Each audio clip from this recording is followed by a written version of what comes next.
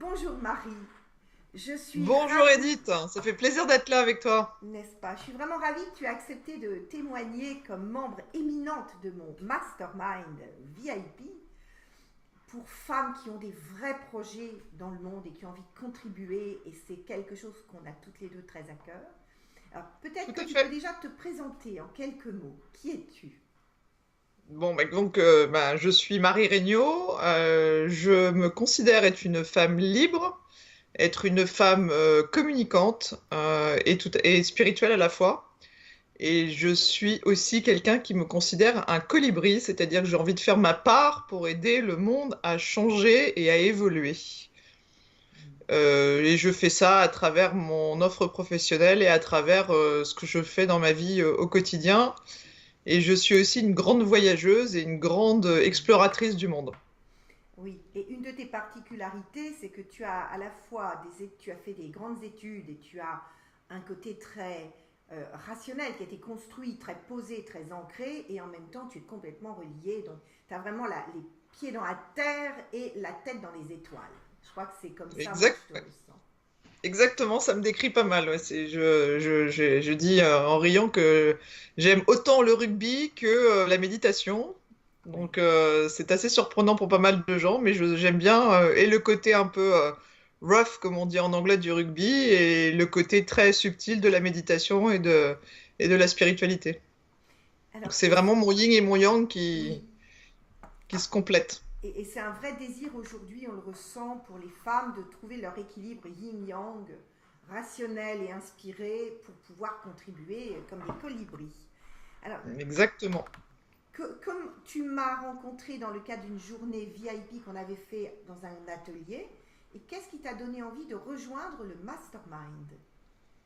Les personnes que j'y ai rencontrées, que j'ai trouvées être sur le même niveau d'envie et le même niveau d'énergie que moi, et tout ce que tu nous as enseigné pendant cette journée-là, et toi en tant que personne, où j'ai trouvé une vraie connexion dans notre façon d'être toutes les deux, à savoir ce que tu disais sur ces pieds bien plantés et bien ancrés et la tête dans les étoiles, j'ai trouvé qu'il y avait des forte ressemblance entre toi et moi, de par notre passé dans le corporate et de par ce qu'on a envie de faire maintenant et dans le futur. Donc c'est vraiment, je me suis dit, tu étais la personne idéale pour me coacher et pour m'accompagner sur ce chemin de vie à ce moment-là de ma vie. Et d'ailleurs, je revois des tas de moments dans l'individuel autant que le présentiel ici à Chassagne ou dans les réunions Skype. Comment as-tu pu intégrer, grâce au mastermind et probablement aussi évidemment à nos séances en privé, comment as-tu pu intégrer avec harmonie à la fois ce côté rationnel auquel tu fais allusion et cette construction de projet vers laquelle tu as un désir profond qui donne du sens et à ta vie et à celle du monde en fait. Comment est-ce En que fait, s'est mis en place? pardon, grâce au mastermind, ce que j'ai réussi à intégrer, c'est justement une espèce de coming out de cette vie spirituelle qui m'habite depuis très très longtemps et que je ne mettais pas obligatoirement en avant. Et je me suis rendu compte qu'en fait, au contraire, c'était une de mes forces et que même dans le monde corporate qui est très cartésien et parfois pas très ouvert à la spiritualité, surtout en France où on est quand même très laïque, le fait de travailler avec toi et avec le groupe, je me suis dit au contraire, c'était une de mes forces d'avoir cette tête qui était capable, ou cet esprit plutôt, ou cette âme qui est capable de d'aller ailleurs et de ne pas être que dans le mental. Et donc ça a été un des grands enseignements, c'est ose être qui tu es et ose afficher qui tu es en fait. Oui, et ce que tu dis est juste, c'est que c'est en osant être qui l'on est et en acceptant la particularité qui est la nôtre qu'on va pouvoir être vraiment utile. Exactement. Et quand tu parles de coming out, c'est est-ce que ce coming out, c'est-à-dire finalement oser dire au monde qui on est vraiment, a été quelque chose de difficile? Oui, oui, ça a été un vrai accouchement, si on voulait faire une comparaison avec quelque chose que les femmes peuvent comprendre et celles qui ont des enfants. Euh, Parce que on fait des allers-retours entre oui, j'ai envie de le dire, non, j'ai pas envie de le dire, qu'est-ce que les gens vont penser de moi? Et en fait, à un moment, il faut s'affranchir du regard des autres. Et le jour où on réussit à s'affranchir du regard des autres, on se dit, bon, bah ça y est, je peux y aller. Et puis après, je me suis rendu compte que ça passait avec beaucoup de gens autour de moi, les gens qui m'aimaient profondément et qui avaient vraiment envie d'être avec moi, amis ou professionnels. Et puis malheureusement, ça a aussi, entre guillemets, cassé des choses avec d'autres gens qui ne comprennent pas ma démarche, qui ne comprennent pas où je vais.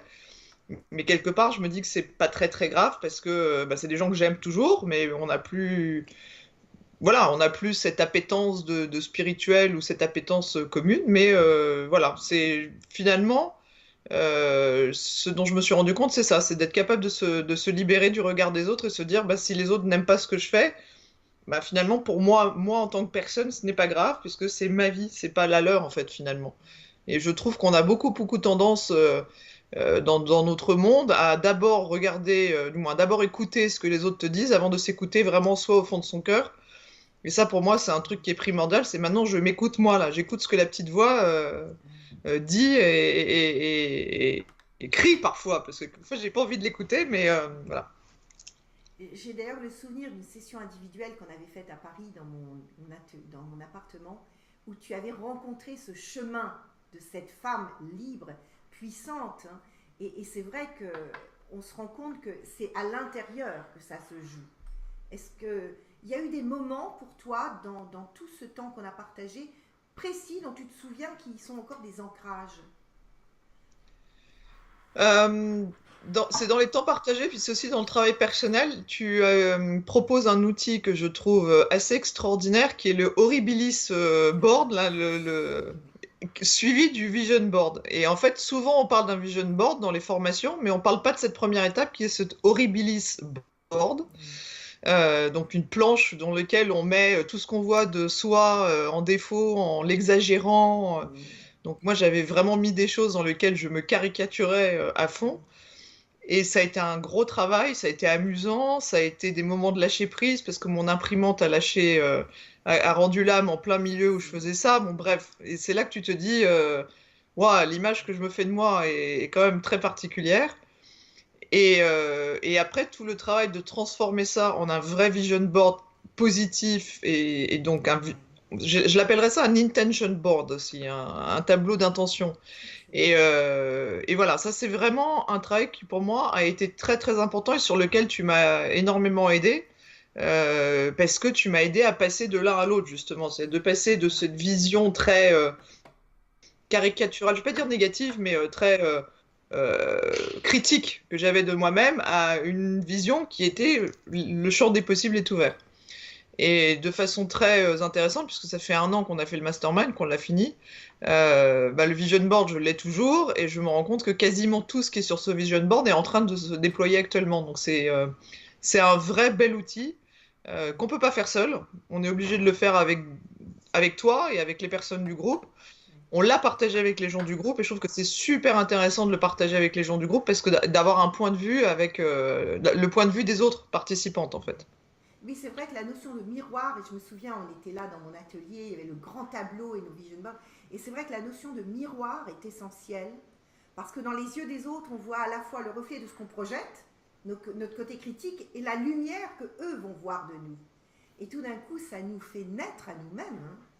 Et Exactement. tu as raison, j'avais même pas pris conscience à quel point c'était important de passer par l'horribilis, que j'ai conçu pour ça, mais on ne peut pas faire l'impasse de cette rencontre avec sa partie d'ombre. Pour avancer, il faut aller l'intégrer, faire la paix avec elle, puis rire avec elle aussi.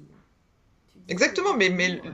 quand je le regarde, parce que je l'ai gardé, si tu conseilles de soit le garder, de le regarder de temps en temps pour un peu rire, mais je me rends compte qu'il y a des parties de moi que j'ai adoucies, et des parties de moi que j'ai estompées, mais il y a encore, voilà, je suis une perfectionniste limite barbante et un peu trop exigeante parfois avec moi-même.